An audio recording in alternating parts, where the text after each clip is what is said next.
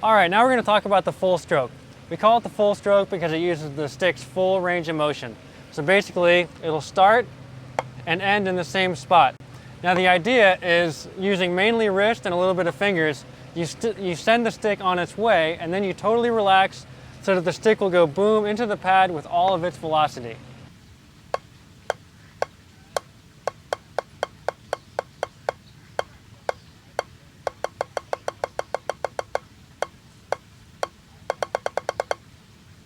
All right, there are 5 major rules we got to follow when doing full strokes. The first one is the stroke stops and starts at the same exact height. So it can be up here, it can be all the way down here. Either way, if it starts and stops at the same place, that's a full stroke. Now another rule we want to follow is that the stick should rebound at the same speed that you threw it down. So there will be a little bit of energy lost in the drum or pad, but for all intents and purposes, it's the same speed. So again, that's what it looks like. You don't want this where I'm bringing it up slowly, okay? It comes up on its own. You don't want to slow it down by engaging the muscles and grabbing onto the stick. Another rule is you don't want the back end of the stick to hit your palm. I refer to these as the brakes because you can clamp the stick into this and that stops the stick's motion. The whole idea here is the stick flows the whole time.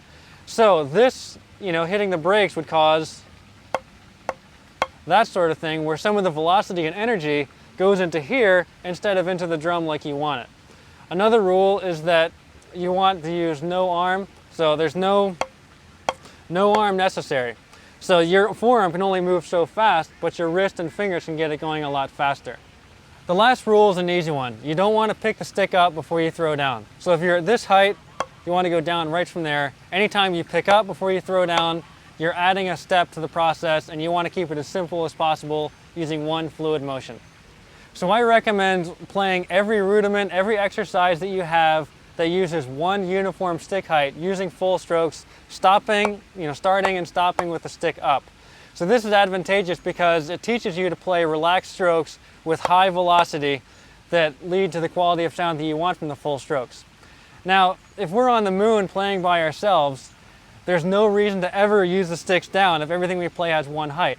So if you take the time to develop everything starting and stopping up, then adding the downstroke at the end of something so that we look professional in the set position and we all are uniform in a drum line, that's easy.